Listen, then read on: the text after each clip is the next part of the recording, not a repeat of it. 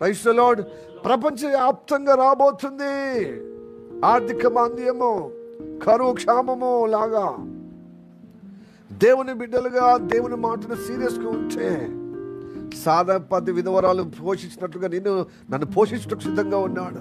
ఇదిగో ఈ కరువు కాలంలో, ఇదిగో ఈ గనురాలైనటువంటి సునేమిశ్రీ, అయ్యో నీకు అనుకూలమైన ప్రాంతంలో ఉండు, ఈ కరువును తప్పించుకోవడానికి దేవుడు ఉపాయం చేస్తాడు.